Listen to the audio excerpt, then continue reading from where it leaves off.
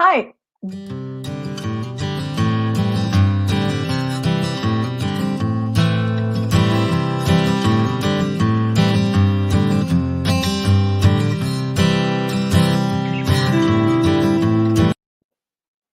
Hi, welcome to Wine Time, where we talk about wine. Dave, I am so excited about today's episode.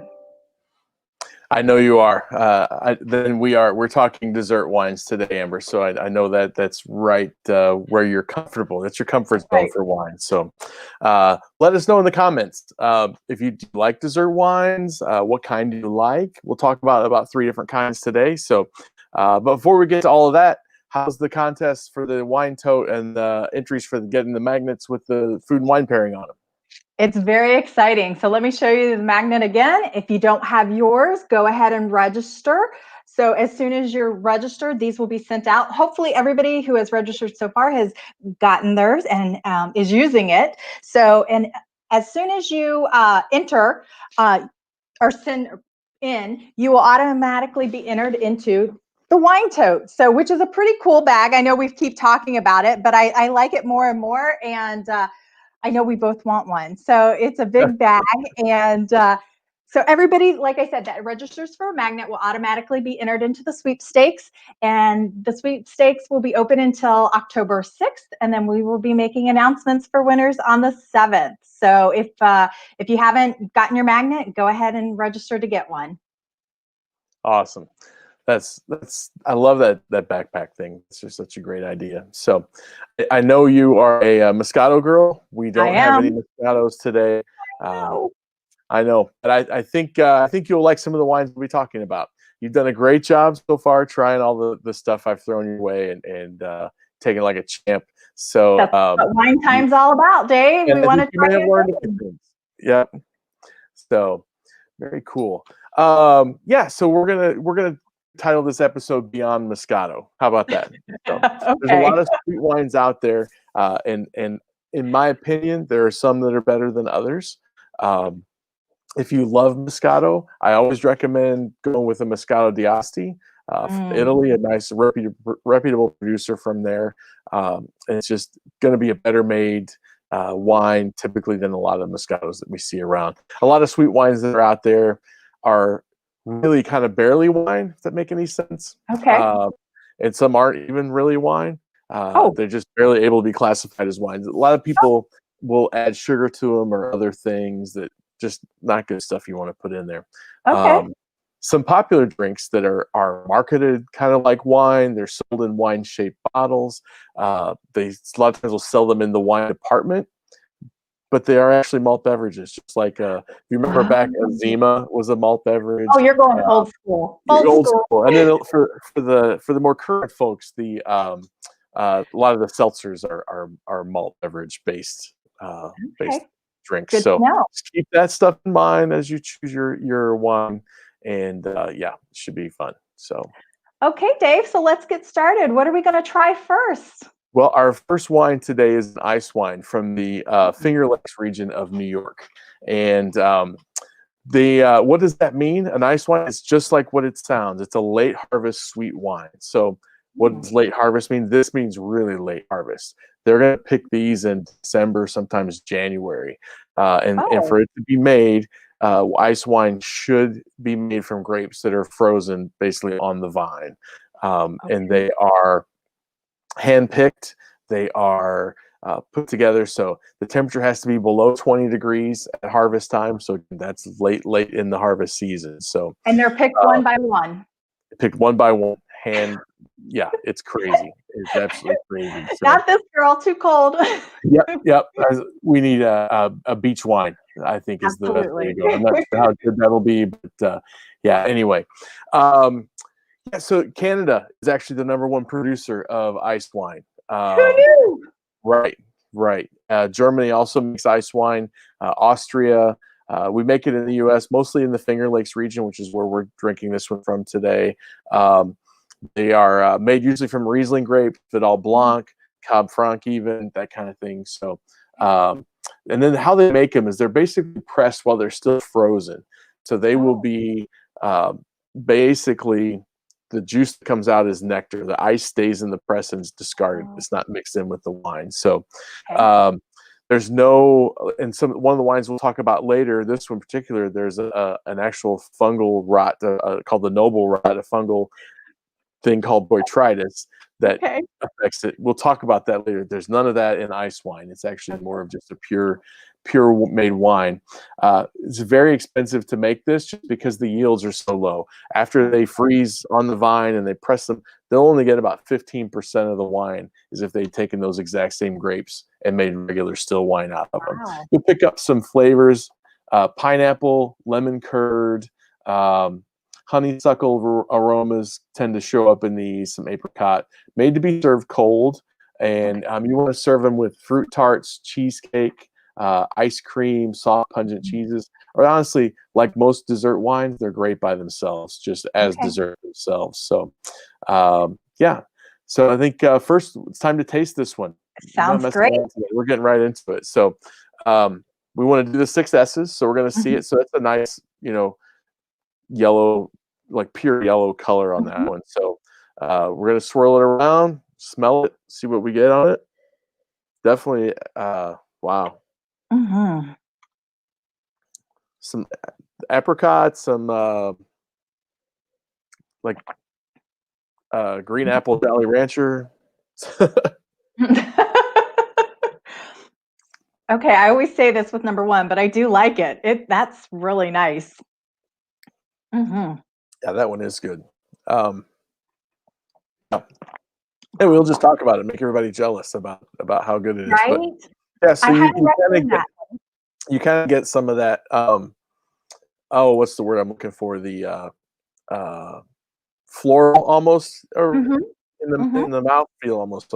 Not that I eat Mhm. a lot of flowers, but it kind of has that kind of feel to it. So in the aromas as well. So fun wine. I love ice wines. I had never had that one before. That's a new one for me. It's So it's very good, so very good. yeah, Dave, we've talked about different careers that are available in the wine industry. Is there any additional careers that might be available if someone is interested in going and pursuing that? there's a ton, and we're going to talk more to our science geeks today, Oh, the people who love to run tests on things and figure out why something is. So what a lot of people don't realize is that most wineries utilize a scientific laboratory of some kind, whether they have one on site or whether they have one, that they contract out to.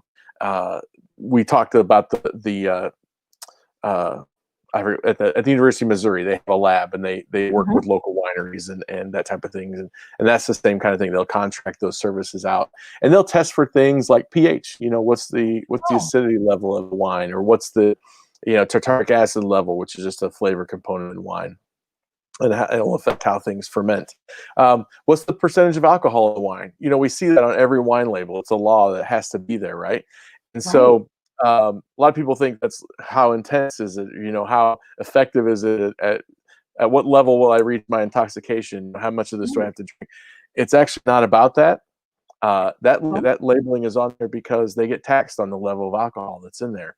So Dave, you've just blown my mind. All these years, I thought it was about intoxication or about the level of alcohol, and now you're right. telling me it's about taxes, right? Yep. It's always about taxes, Amber. It's always Always, about taxes. So yeah. always. So yeah, they'll taste for residual sugar levels as as a wine is going through fermentation. They can test for that, or at the end, how much residual sugar is left.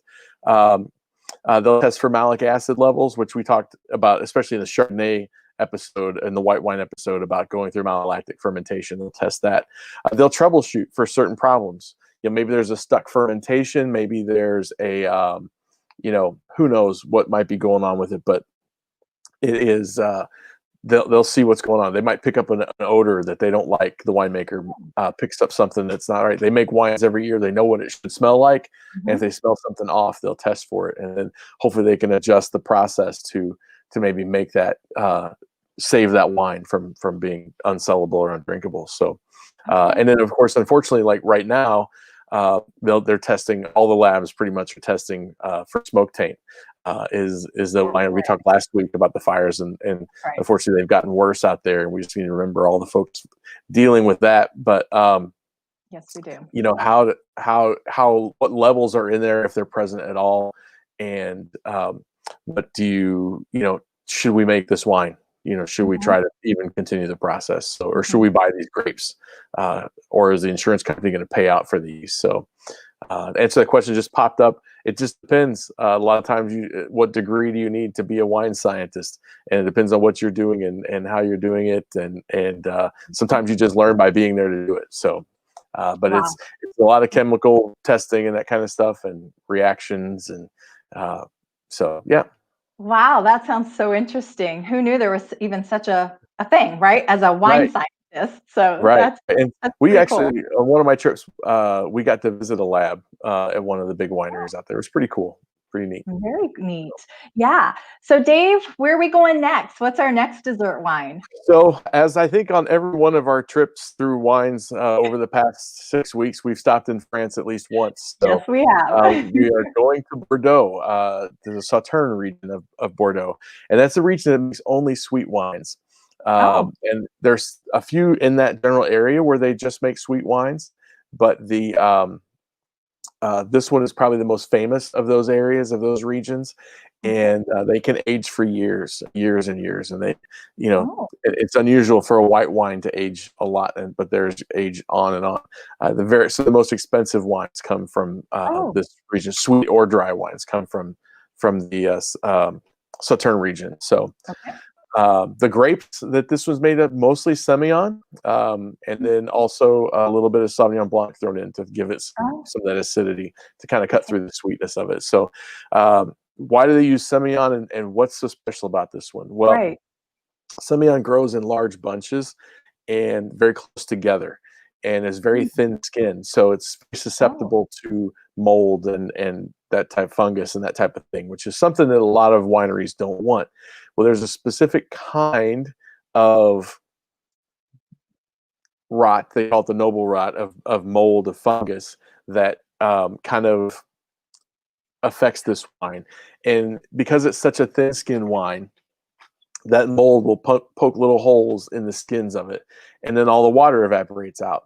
And so that concentrates the nectar and the sugars inside, and it leads to very sweet grapes and sweet wines. And so they um, uh, they make the wine out of it. Again, just like freezing, it's a very low yield wine because there's no okay. water left in it. But it's very difficult to make wine from. So, Okay. and the So this best, is the the, fungus and mold that we want. We want this the noble rot, right? So this we is want to we be able want to the drink noble rot, that. Okay. definitely noble rot. That is So such a concept that normally we're like, no fungus, no mold, throw it away, yeah. but this we actually want. Yep, yep, exactly. You think about it, we eat a lot of mold in cheese We and that do. kind of stuff too. So, yep, it's not all bad. So, but yeah, the best winemakers, the best places that make Sauterne don't make it every year because it is so Oh, difficult to make. It's hard to get the grapes to the right point with the right kind of weather and the right levels of acidity and sweetness to actually make a high quality world class Sauterne. So they don't do it every year. Um, oh, but a lot of the similar flavors in this the ice wine. Because again, you're talking about your concentrated sugars, and the yeast are just making it, you know, in a food food heavy environment with all the sugars that are in these. The yeast go mhm, crazy. So you get a lot of honey, apricot, and lemon okay, curd. Some ginger a lot of times in these, and you get some of that spiciness, some of that acidity from that Sauvignon Blanc that goes into it. So okay, serve these first two. Obviously, you serve chilled, mhm, 45 to 50 degrees, something like that. Again, great as itself for a dessert. mhm, Also great with soft cheeses and cheesecake again. So mm. yeah, let's give it a Let's shot give and it a see what we whirl. think. You bet. So another again great color on these, and as they age, like I said, these get really old. They or can get really old. They'll turn amber. Mm, Great color, right? Amber. great So color. Love it. they'll be a golden amber color as they age typically, and that's just what they do. Okay.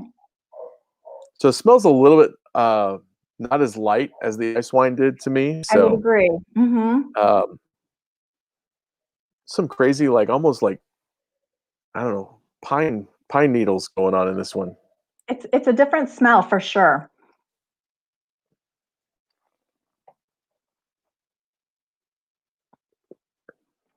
Yeah. So a different part of the world, not But as I can sweet. taste that apricot, so I can Definitely. definitely Yep. taste that. Yep. Mhm. So definitely not as sweet It's as the not. ice wine was for this one, and that'll vary. It's all different, but this also has the Sauvignon Blanc in it, which um, adds again some of that, takes away some of that creamy flavors that Mhm. we get in the ice wine. So very But interesting. but you know that I can still feel it, like, on my tongue still. It just Mhm. kinda, like, lingers there, so it's very good. I like the apricot flavor, but you're absolutely, it's not as sweet. So if you don't enjoy as much sweetness, I guess, this could be definitely a great alternative. Yeah, definitely. So, Yep. Dave, we've also talked a lot about different wineries and different regions and different locations. Do you have any travel tips and tricks and hacks of where to get started if you want to go on one of these great wine trips? Oh, definitely. I'll talk about traveling to wine country all the time. They my first tip is just go. If you get the chance, just go. And I don't mean go visit local wineries. Yes, go visit your local wineries. But if you're planning a vacation, time away, I highly recommend going to, one of the places where you have a higher concentration of world class wineries that will make the trip worth taking the time to go do it. Mhm. Napa, Sonoma, Oregon, Washington State. There's a couple of others, but that's where the big numbers of them are. So, no offense to Illinois and Missouri, they Right. make fine wines, but the concentration, the sheer numbers of the options you have to visit when you go to Napa or Sonoma or Oregon or something like that is so much greater out there, Okay. and stuff that people all over the world come to visit and see. So, Mhm. but definitely go. Um, Put in the comments below if you've ever been on a wine vacation or if you would like to go on one. That's right. Um, so yeah, harvest is the busiest time of year to go. A lot of people love to go at harvest times. There's a lot of action happening there. I bet. Um, that's a really busy time to go. That's September, October. We're kind of in that harvest time now, as we've We're in talked it. about a couple of times. Um, Oh, the Do wine regions like Napa provide transportation? There are places you can contract with that will drive you. There's specific wine tour companies that will do that. So yeah, great absolutely. question. Yeah, Yep. great question. So January, February, probably the quietest time to go because there's not a lot happening, obviously, in the vineyard because they're all dormant for the most part. Right. They'll be doing some pruning, but that's about it. And at that point in time, the white wines are probably in bottle or almost in bottle, Okay. and then in the red wines are uh, kind of in a barrel, just waiting, just doing their thing. So that's kind of a lull. But the other thing I would tell you is if you go, it's okay to mix in, especially if it's your first time, like a large vineyard. Go to your favorite places. Pick your favorite Right. wine. If they have a winery there, go visit them because you need to see that. But also take the time. Don't try to just hit all those wineries. Mhm. Try to find out one of like you might get a chance to find a whole new stuff. When I go, I try to visit wineries that I can't buy their wines at a store here in Right. just because I can go buy them anytime. And so it's one of those things that's just really cool. You might get a chance to sit down with a winemaker or an owner, or they might be the same person, or at least someone who's highly trained, who has a relationship with maybe the family. But Mhm. anyway, they're going to know what they're talking about, and they're going to take the time to sit down with you because they Mhm. have to sell themselves because they don't have a huge nationwide marketing campaign to do Right. it. So, but I've actually been to wine tastings where I sat on the back porch of the house of the owner and winemaker, and drank their wine and looked out over the vineyards that wine had come from, and it's just Wow. it's an What a amazing great experience. experience. Yeah, Amazing. Not many people can say that. I mean, to actually have that relationship and to have that one-on-one conversation and to really be able to enjoy that wine with the winemaker. yeah, yeah, that's fun. So yeah, definitely go with friends if you can. I just thought That's Bev's right. comment on there. So that's pretty amazing. So the other thing, when you do visit those small wineries, especially if where somebody's taken, they will charge you a tasting fee. They all do that now. I Sure. think they even have Sure. to do that now by the state law. But especially the smaller winery, if they've taken that time and given you the personal time to sit and chat about their wines, introduce you to them, buy something. If you Right. loved it, buy a lot. If you liked it, buy a bottle. If you didn't like it, buy a bottle and give it away as a gift. Like, I'll That's take right. it. I mean, Yeah, that's seriously, right. Dave bring will it to not me. turn down wine. Yeah, yeah. So the other thing to remember, when you go to a tasting, either at a winery or even around, just going around here, holidays, sometimes people do wine tastings or whatever. Really back off of the cologne and Oh, perfume, oh, aftershave, pretty smelly lotions, that kind of stuff. okay. Because as we talked about during the 6 S's, a lot of what Mhm. we taste is what we smell. And That's right. so if you can smell your neighbor's um, Stetson cologne or whatever, speaking of going way back, um, then that's what you can It's taste, and too it's much. really not That's a right. pleasant experience. Yes, so go to a wine tasting smelling like yourself, or Okay, at least good. on a minimal basis as much as you can. So That's a great uh, tip. yeah, and then it's the polite thing to do. On the other thing, on my last trip, you have to be careful. On my Oh, last trip, when I got home, I realized that I had joined 5 wine clubs, 5. which means 5, yeah, which 5. means that 2 to Oh 4 my times goodness. per year, they send you 4 to 6 bottles of wine, It's a and good each thing pay your wife for. likes wine too, right? Exactly, exactly. She may or may not have been responsible for signing up for some of Oh, those kind of clubs, but just you have to rein each other in and keep an eye on things, because when tasting wine, your judgment may become clouded. So, just a yeah, smidge. yeah, exactly. So, but yeah, so that's one of my big tips, to be able to enjoy your life after you get back. So you're not just working to pay for wine. And yes, they will ship your wine if you buy a lot. Or there's a UPS store nearly on every corner there, or FedEx Right. store that you can take them to and ship it. So um, another thing, if you're there for a long time, I know this is running a little bit long, but if you're there for like a week, 7, 8 days or whatever, take a day out in the middle of the week, give your Mm, palate a break, and don't mhm. taste wines. Go do something, enjoy the area. Like if I'm in Sonoma, you're 20 to 30 minutes from the coast, really anywhere in the county almost. So Oh, go enjoy some of the most beautiful beaches in the world. They're rugged. And it's so weird because it could be so hot in Sonoma in the middle of the county, and you got to the coast, it's 30 degrees cooler and the wind's blowing 50 miles an hour, and it's just a different world out there. yeah, There's hikes you can take in Sonoma. You can go visit Armstrong Woods and see some of the world's tallest trees, that's right right. there. So it's That's amazing. a great tip. Go down to San Francisco and sightsee Oh, down there. Just love San Francisco.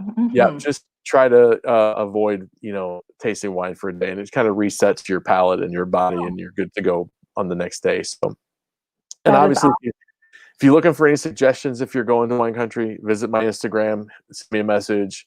I'm happy to offer suggestions. And finally, just go. Just don't mess around. Just sign it, buy your tickets, and get out there. You'll Bingo. so Great yeah. advice. Definitely great advice. So, Dave, our next wine is actually a port from Portugal. So, what makes port a little different from some of the other wines that we've tried? So, like some dessert wines are regular wines like these, where they made regular grapes. These are made. The port is made of grapes, but it is a fortified wine, which means that at some point in the fermentation process, they stop that process by adding a distilled spirit to it. They'll take grapes Oh, basically and put them into a distillery, like they're making whiskey or vodka, and they will add okay. that to the wine.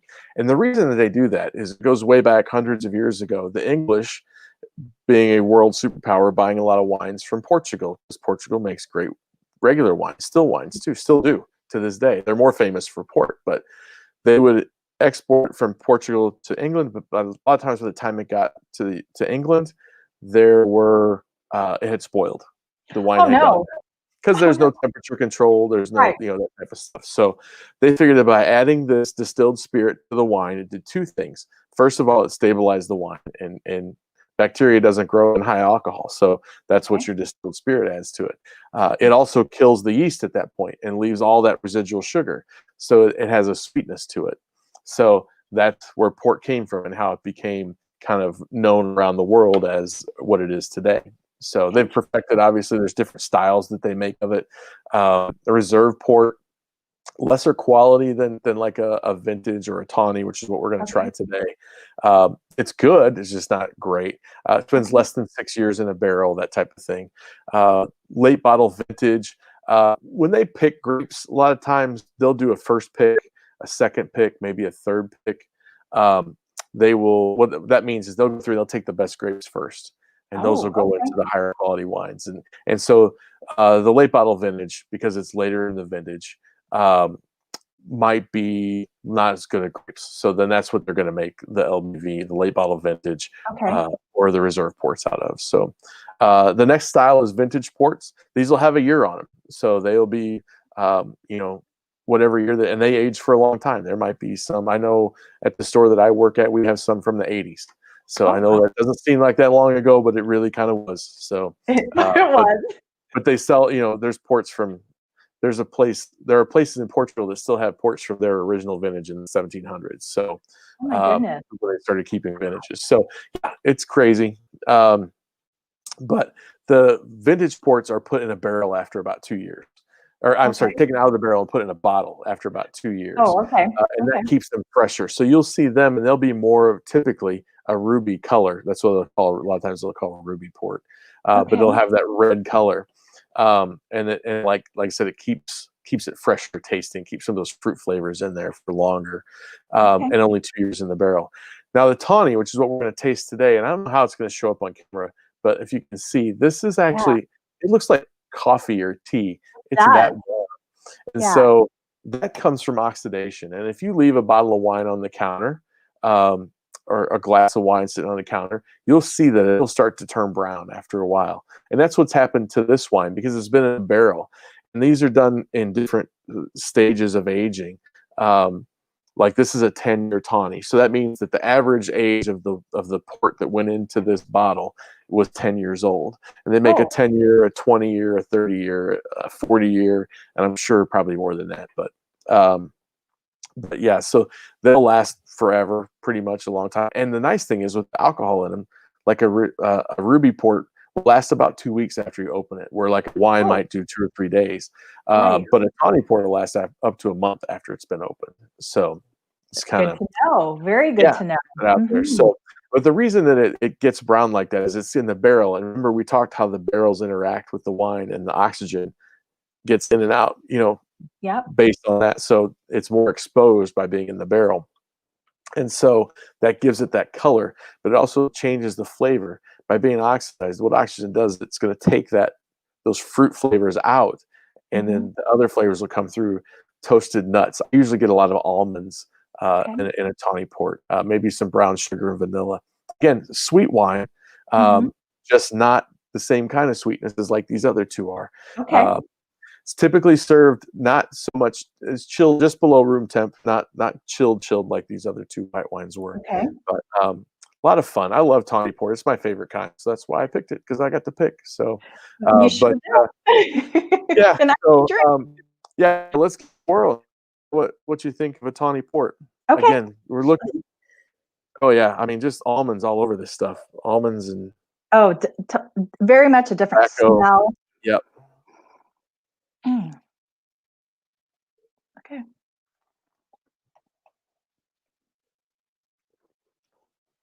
So that doesn't taste like any wine we've drank in these last 6 weeks, does it? No, not at all. Mm. You're right. I think that's interesting because I can definitely taste like the nuts, the almond flavor in it, which is, even though it's sweet, it definitely has a different taste than the other two wines that we had before. Mm. It's Yeah. very good. Yeah. I, Mm. I love tawny port because the first time I had it was just like, what is this? How did this happen? So yeah, it's pretty cool. So Oh, wow. Oh my so goodness. now you have to pick a favorite. Oh my gosh. That's going to be a hard decision. I always say number one was my favorite, of course. Then I like number two, but I actually think I'm going to go with the port tonight. Are you? Wow. Surprisingly, yeah. I mean, I thought number one was in the running for it. Yeah. But I think because that port is just a little different, and it's sweet but not super sweet, and I Yeah. think that toasted, kind of the nuts really enhance it. And I enjoyed that. That's a Yeah, really good taste. So it's a I think the great, port. yeah, good for you. That would be my pick. Probably, yeah. It was between that and the ice wine today on these. So, and I usually Great. love Sauterne, which really I thought that would be the one I would with, but Yeah. between these three, that's what I end up with. Yeah. So yeah, the other thing about port too that's good is you kind of tell the weightiness of it and the way It that is. it kind of feels. Mhm. It's a great so you have dinner, then you have dessert, and then you might have a coffee. I'm not a coffee drinker. I'll have a Nope. port. People will I'll have a join port. you. I Yeah, don't drink coffee either, so we'll have ports, please, right? perfect, perfect. Well, a lot of times they're great with a cigar too. So Oh, if you you're on your want to own. cap the night off with the cigar, go for it. You're on So your own.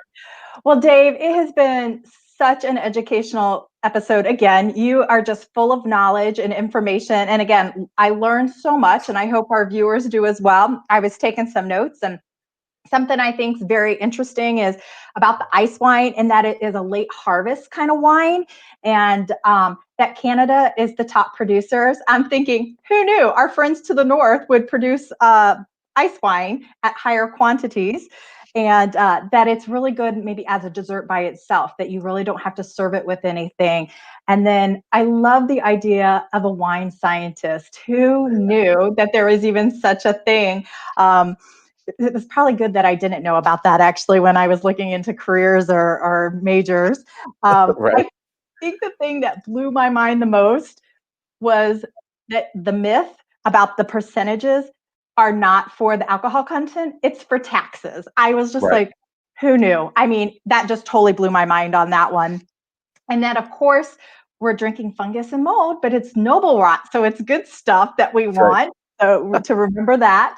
And then I loved what you said about travel and to just go and enjoy it. Take some friends if you can. I love the idea of sitting down and talking with the owner or the winemaker or just having that one-on-one conversation. I also appreciate that you said don't perfume up to go kind of a la natural so that you can really enjoy the wine, not the person next to you. And Right. so I think that's Now, you don't want important. to go smelling bad either. So Right, that right, right. works the same way. So you got to find that balance, right? That balance, exactly. All about balance. So, and I loved that you shared about the port and that was really a different kind of style with the color. And we talked about the age statement and everything. So again, a lot of really great information tonight. So I definitely appreciate you sharing that. And I hopefully, like I said, our viewers learned as much tonight as I did. So just one last plug. I want to make sure that everybody gets their magnet. So this is a really cool opportunity. Again, register for the magnet. You're in for the sweepstakes. I know we keep talking about the wine tote, but again, Dave and I want one. So Yeah. If you we don't think find it that to you win it, want. we'll just take them. So That's right. That's right. So exactly. So don't forget, register. And as soon as you do, that'll be sent to you. So to enjoy. good deal. And also next week is our final episode of the season. Let's just call it this Season. season. That's We'll right. do that. So and we'll have a special guest, Bart Hansen from Dane Cellars out in Can't wait. Sonoma, California. So looking forward to that. If you have any questions or anything that you'd like to know from a winemaker, something you've always wanted to ask a winemaker, definitely put them in the comments for this video. Throw them on my Instagram, whatever you do. Again, that's at wine_IRL, stands for in real life, wine in real life. So send me a message through there, whatever you need to do. But just ask, and we'll put as many of them together as we can Right. and talk to Bart next week. And I think it's going to be really fun. He's 30 plus years in the business. Wow. He's Lots of graciously experience. given up time in the middle of harvest, and who That's knows right. what else is happening out there right now. So looking forward to chatting with him next That's week. And right. we'll be tasting some of his wine. So that'll be exciting. So Can't wait. Can't wait. Well, Dave, until next week, I guess have a wonderful week. And as we always do, we'll cheers. I'm cheering with the port. So since that was my I'll favorite. do ice wine just to be different. So Oh, cheers. cheers.